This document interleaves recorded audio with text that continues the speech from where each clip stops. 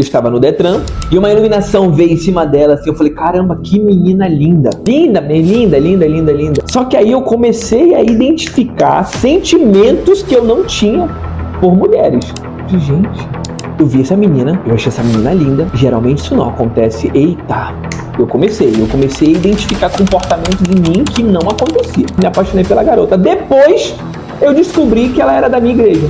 Meu Deus do céu, pronto. É isso. Me apaixonei por uma garota da minha igreja.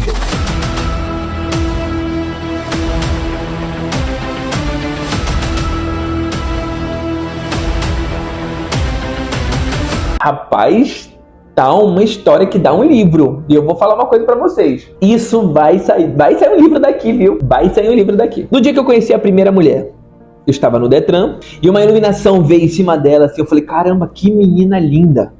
Linda, linda, linda, linda, linda. Só que aí eu comecei a identificar sentimentos que eu não tinha por mulheres. Eu vi essa menina, eu achei essa menina linda. Geralmente isso não acontece. Eita, eu comecei a identificar comportamentos em mim que não acontecia. Tá, me apaixonei pela garota. Depois eu descobri que ela era da minha igreja. Meu Deus do céu, pronto. É isso. Me apaixonei por uma garota da minha igreja. E que ela falava comigo, mas eu não lembrava dela. Ela chegava perto de mim, a gente trocava ideia, mas eu juro pra vocês que eu não lembrava dela. Não lembrava. Era como se tivesse escama nos meus olhos, assim, não lembrava. E depois que eu vi, ela falou, tu é da minha igreja, vamos aqui tirar uma foto. Eu falei, sou da tua igreja. Eu falei, meu Deus, essa menina é da igreja, eu nunca vi essa menina lá. E aí tá. E eu comecei a gostar, eu comecei a ficar interessado por essa garota. E aí a gente na igreja, a gente começou a conversar. E ela me adicionou no Instagram, eu adicionei no Instagram ela, e a gente começou a conversar. E nessa que a gente começou a conversar, eu comecei a me apaixonar por ela. Comecei a conversar com ela, comecei a me apaixonar por ela, eu vi que ela era uma garota muito meiga. Eu falei assim, caramba, eu quero. E aí a gente começou a conversar. E aí eu falei que eu soltei, né? Eu falei assim, nossa, eu tô começando a gostar de ti. Aí ela falou assim, Abraão, eu também tô começando a gostar de ti. Pronto! Deu match! Era isso que eu queria. Perfeito! Agora eu vou ser feliz pra sempre, a gente vai casar, a gente vai ter filhos. Glória a Deus! Agora sim, eu vou ser pai. Mal eu sabia que não era o momento ainda. Mas eu já tava criando várias expectativas. Gente, eu sou uma pessoa que eu crio expectativas assim. Mas não, eu precisei ter calma, tá? Eu precisei ter calma. E eu falei pra ela que eu gostava dela, ela falou que gostava de mim, e a gente continuou conversando. Só que é o seguinte, dentro da igreja a gente precisa ter calma, né? Em relação, a gente precisa conhecer, não pode simplesmente se beijar, a gente precisa namorar, só pode beijar quando começar a namorar. Só que para isso eu preciso da bênção, a gente precisa da bênção dos pais, dos pastores, dos líderes. Então é todo um ritual que é importante dentro da igreja. Tudo bem, eu posso passar por esse ritual, né? E aí eu fui lá, conversei com o pai dela, conversei com a mãe dela. Mas espera aí, eu conversei com o pai dela. E o pai dela conhecia o meu passado. Por quê? Porque ele fazia parte da minha igreja. Ele foi uma das pessoas que me acompanhou nessa minha trajetória também, dentro da igreja. Ele conheceu o parceiro que estava dentro da igreja. Ele conheceu toda a minha história. E o pai dela fazia parte. Então eu vi uma muralha muito grande chamada pai dela. E aí o que aconteceu? Por mim, não tem problema nenhum, eu vou continuar. Conversei com a mãe dela super amável, adorável, perfeita, incrível, maravilhosa. Aquela mulher ali é incrível como pessoa. E aí, o que acontece? O pai dela não estava nem um pouco contente porque eu estava gostando da filha dele. E a filha dele estava gostando muito de mim. Ele, não, negativo, não. Deus me livre, eu até imaginei, me coloco no lugar dele, por imaginar que, e se ele te trair? Provavelmente ele vai te trair com outro cara. Não. E se um dia ele te trair, ele pode te trair com outro cara e eu não vou aceitar isso. Já pensou? A minha filha namorando com um ex-homossexual e do nada ele tende a querer cair de novo e cair com a minha filha? Não. Eu super me coloco no lugar dele. Eu entendia o posicionamento dele também. Só que ao mesmo tempo eu já tinha estudado sobre restauração de identidade, autorresponsabilidade. Eu falei, cara, comigo tá tudo bem, tá tudo tranquilo, é isso que eu quero a partir de hoje. A partir de hoje eu quero isso, eu quero constituir família, eu quero ter família. Eu só tava pensando nisso, sabe? E aí o pai dela, não. Só que o que o pai dela fazia, né? Até então ele nunca proibiu, ele nunca fez algo de proibição. Mas o que ele fez? Ele me relembrava o passado. É aí que teve uma muralha muito maior na minha frente, era relembrar o meu passado. E por que eu falo para vocês que é importante, foi importante o papel dele na minha vida também, por quê? Porque eu queria bloquear o meu passado. Só que mal a gente sabe que é por causa do passado que nós temos um futuro próspero. Você precisa aceitar o teu passado para que o teu futuro seja próspero e feliz, tá? E o que aconteceu comigo? Simplesmente eu não aceitava o meu passado, eu queria esconder meu passado, eu tinha raiva do meu passado. Eu tinha raiva. Não podia ter raiva. Não pode ter raiva, não pode ter raiva. Por quê? Porque ele ficava instigando, ele ficava sempre falando, não, caso tu caia, e se tu cair? Olha as perguntas que ele fazia pra mim. Sempre me relembrando, tu gosta de fazer churrasco? Aí eu, cara, de verdade, como a carne, gente, eu vou abrir outro parênteses aqui, tá? A carne, ela não, devido àquele problema de lavagem que vocês viram, né? Eu não como carne porque a carne, ela não dilacera no meu estômago. Ela não dilacera, então eu não consigo engolir, não vai. Então por isso eu não como carne, só por causa disso. Mas eu como carne moída, carne de panela, eu amo isso. Só que eu não como carne assada, eu não como, não gosto. Eu falei pra ele que não. Aí ele, não gosta de carne assada? Não faz churrasco? Não. Tá. Toma água no copo Stanley também? Aí eu gosto de copo Stanley. Tu gosta de copo Stanley? Tu é pai de pet? Aí eu sou pai de pet. Eu tenho um cachorro, mas eu tenho um pitbull, né? Tu é pai de pet. Só que eu comecei a achar aquilo muito estranho, né? E foi por isso que eu comecei a ter raiva do meu passado por causa disso. E aí ele falava assim, e deixa eu te perguntar, se um dia tu fizer um churrasco, tu vai fazer um churrasco de luva ou sem luva? Eu não entendi essas perguntas, mas eu sabia que essas perguntas, ele estava instigando o meu passado. E quanto mais ele fazia isso, mais eu tinha raiva. Mais eu bloqueava o meu passado.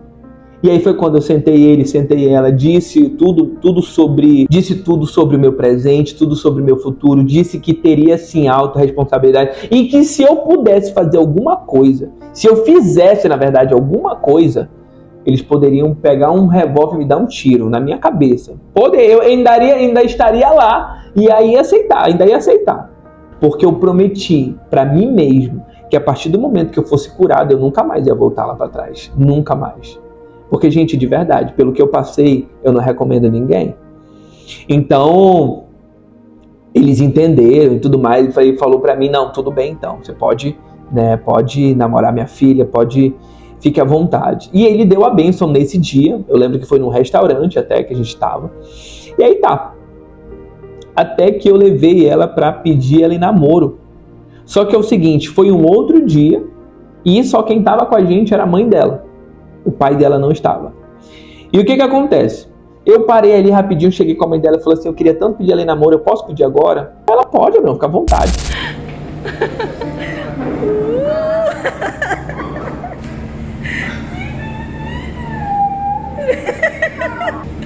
Ai, o vídeo vai perder só a minha risada. Chorando essas alianças. Ai, o melhor vídeo.